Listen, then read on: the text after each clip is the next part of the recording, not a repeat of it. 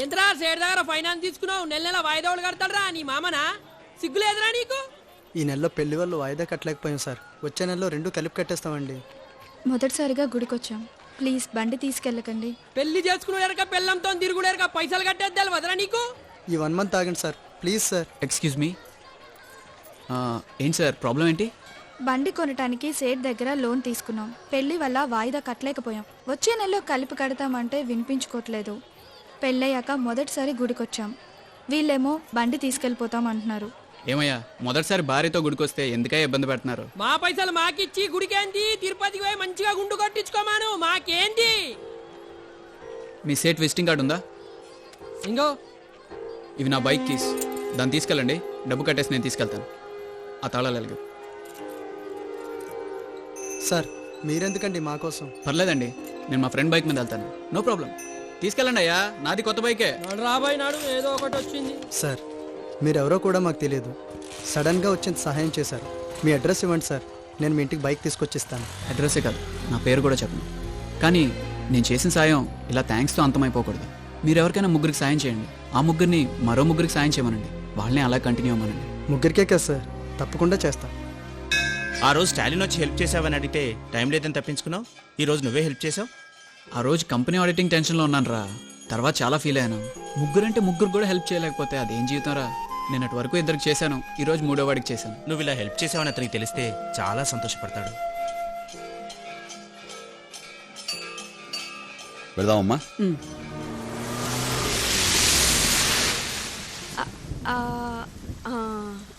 తడిచిపోతావమ్మా. నువ్వు ఇక్కడే ఉండు, నేను ఇప్పుడే వచ్చేస్తాను.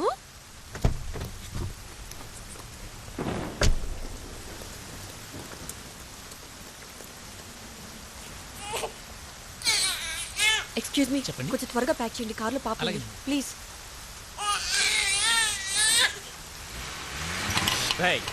ఆటోది చల్, గాడి నికాల్ నికాల్.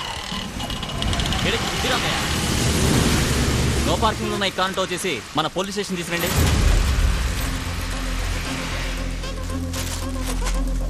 Thank you.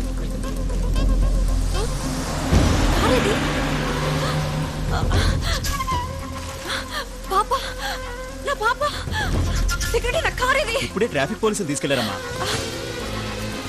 Auto sir, big Bazar నుంచి తెచ్చిన బ్లాక్ సెంటర్ నా పాప ఉంది. పాప ఉందా? మీ కార్ అక్కడ ఉంది, పదండి. త్వరగా పదండి సార్, అందులో నా పాప ఉంది. నా కార్ ఇది. అదే సార్, అదే సార్ నా కార్, నా పాప. కొంచెం త్వరగా తీయండి సార్ ప్లీజ్. పాప, పాప, అయ్యో ఇందులో నా పాప లేదు. పాప, నా పాప, నా పాప ఏది? ఇందులో నా పాప లేదు. పాప ఏది? నా పాప ఎక్కడా? ఏమైందిరా? ఏం జరిగిందిరా? పోరా, నా సిగ్గేస్తుంది. ఎందుకురా సిగ్గు? రాత్రి ఐశ్వర్య నా కల్లోకొచ్చి నా మెళ్ళలో దండేసిందిరా. బాగా గుర్తెచ్చుకో, ఆ టైంలో నువ్వు నిలబడున్నావా లేక తలెనక దీపం పెట్టి పడుకోబెట్టేసా? నువ్వు ఎప్పుడు ఇంతే చూడన్నయ్యాడు. ఏంటన్నయ్య, నువ్వు ఇంకా స్కూల్ పిల్లల గురించి ఆలోచిస్తున్నావా? ఆ పసివాళ్ళకి ఒకరికొకరు సహాయం చేసుకోవాలన్న ఆలోచన అది రియలీ గ్రేట్. తప్పదు, ఒకరికొకరు సహాయం చేసి తీరాలి. అవిటి వాళ్ళు కదా. వాళ్ళు కాదురా అవిటి వాళ్ళు, అన్నీ ఉండి సాయం చేయాలనే మనసు లేని వాళ్ళే నిజమైన అవిటి వాళ్ళు. చేతులేని అమ్మాయి తనకు సాయం చేయండి అంటూ కాళావేళ పడి బతిమాలితే అవకాశం ఉండి ఒక్కడు ముందుకు రాలేదు. వదిలే అన్న, ఈ జనాలకు ఇంకొకటి సాయం చేయాలన్న ఆలోచనే లేదు. సహాయం చేయాలన్న ఆలోచన లేక కాదు, ఆచరించేవాళ్ళు లేక. ప్రతి ఒక్కళ్ళు ఇంకొకరికి సహాయం చేయడానికి ముందుకొచ్చేలా చేయాలి. అవునన్నయ్య, కరెక్టే. అది సరే, ఇంతకు ముందు నువ్వు ఎవరికైనా సహాయం చేసావా? ఎవరికైనా సహాయం అంటే సరే, ఫ్యూచర్లో ఎంతమందికి సహాయం చేయగలవు? ఫ్యూచర్ లో అంటే ఒక 50, 100, 150 మంది దాకా. అక్కర్లేదు, జస్ట్ 3 సహాయం చేయండి, మొత్తం ఈ ప్రపంచాన్ని మార్చేయచ్చు. 3 సహాయం చేస్తే మొత్తం ప్రపంచాన్ని మార్చేయచ్చంట. ఎలా కుదురుతుందన్నయ్య? కుదురుతుంది.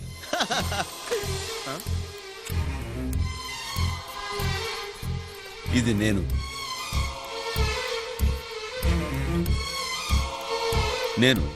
ఓ 3 సహాయం చేస్తాను. ఆ 3 దగ్గర నుంచి నేను థ్యాంక్స్ కోసం ఎదురు చూడకుండా తలా ముగ్గురికి హెల్ప్ చేయమంటారు. అలా ముగ్గురుగా పెరిగి చివరికి ప్రతి ఒక్కరిలోనూ ఎదురువాడికి సాయం చేయాలి అనే ఆలోచన పుడుతుంది.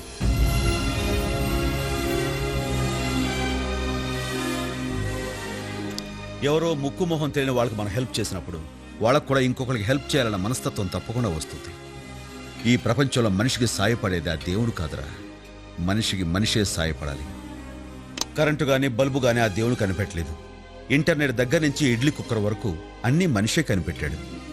మనిషి తలుచుకుంటే ఏదైనా సాధించచ్చన్న నమ్మకం నాకుంది. అన్నయ్య ఈ పాప ఎవరు? నిన్న నేను అక్క బిగ్ బజార్కి వెళ్ళాం.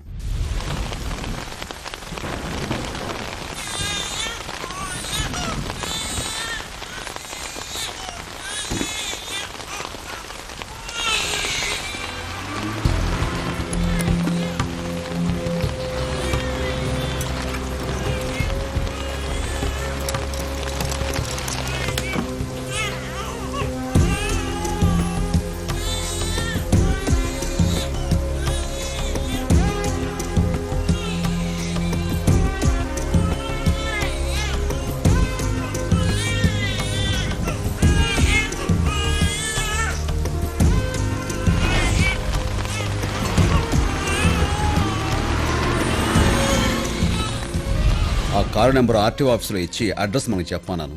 ఎనీ టైం ఫోన్ రావచ్చు. అక్కడి నుంచే. హలో, చెప్పండి. Address? Oh, okay, thank you. Address ఏంటన్నా? కూకటపల్లి. మనం తలపెట్టిన ఈ మంచి పనికి ఈ పాపతోనే శ్రీకారం చూడదాం.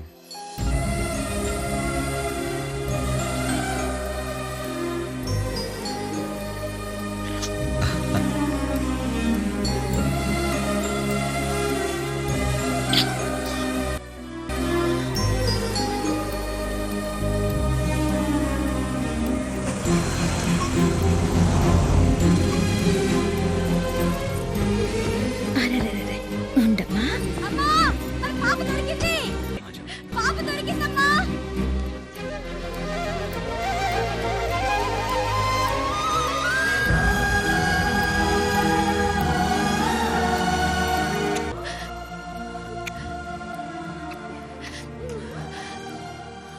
మా వాడికి పెళ్ళైన 7 ఏళ్లకు పుట్టిన బిడ్డ సార్. పాపకి ఏమైనా జరుగుంటే మేమంతా ఏమైపోయేవాళ్ళం. మీరు చేసిన సహాయం కృతజ్ఞతలతో సరిపుచ్చేంత చిన్నది కాదు. అలాగని థ్యాంక్స్ చెప్పకుండా ఉండలేను. సింపుల్గా థ్యాంక్స్ చెప్పి చేతు దులుపుకుందాం అనుకుంటున్నారా? మరి ఏం కావాలో చెప్పండి. ఏదో ఒక అవసరంలో ఉన్న వాళ్ళు మన చుట్టూ చాలా మంది ఉంటారు. వాళ్ళలో ముగ్గురికి మీరు సహాయం చేయండి.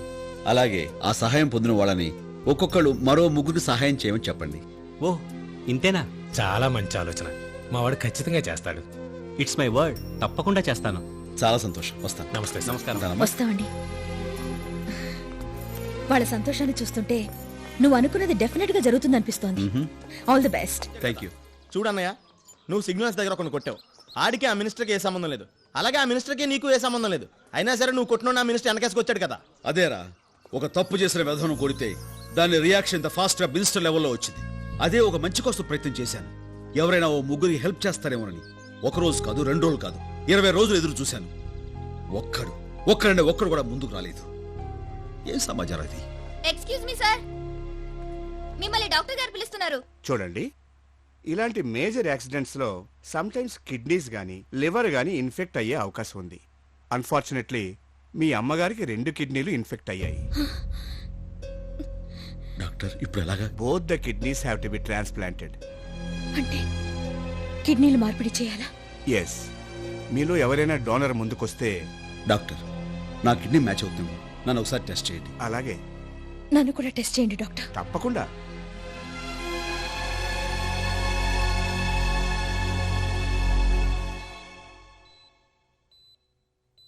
నీకేం పర్వాలేదమ్మా. నీ kidney operation success. Please take care of her. అలాగే డాక్టర్. Okay, thank you. అమ్మా,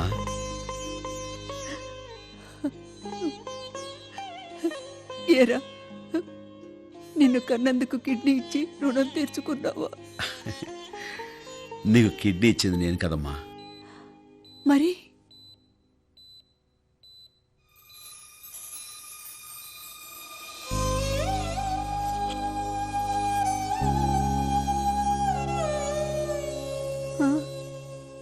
అవునమ్మా, నీ కడుపులో ఊపిరి పోసుకున్న మా ఇద్దరు కిడ్నీలు నీకు సూట్ అవ్వలేదు.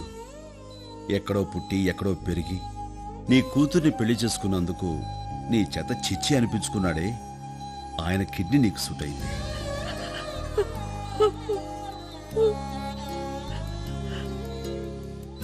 ఏమండి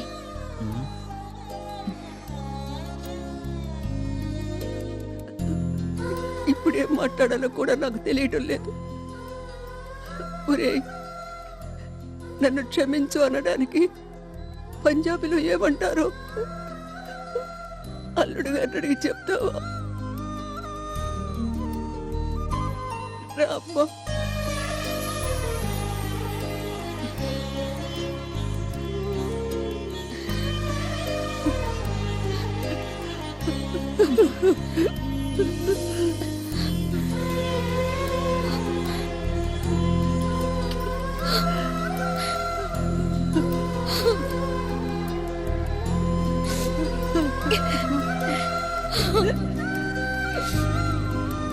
ఎంత ముద్దుగా ఉన్నాడే, వీడికి అన్ని నీ పోలికలేరా?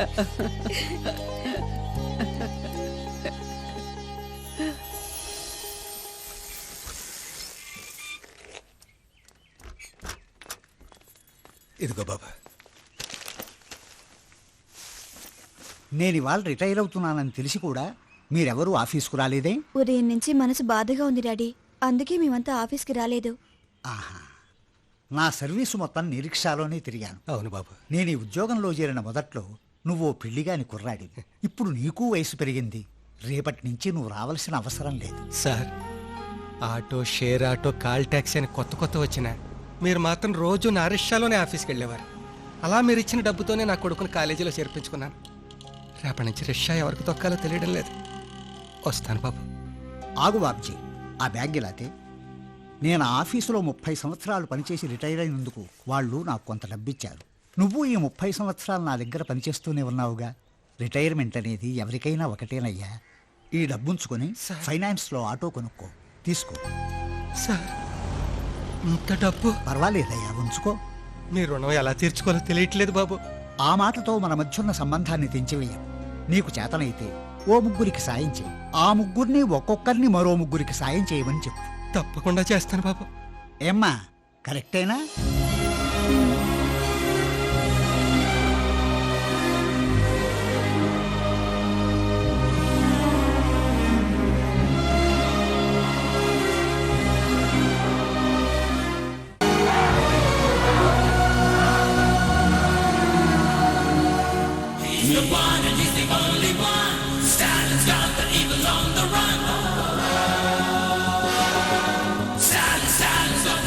Steel.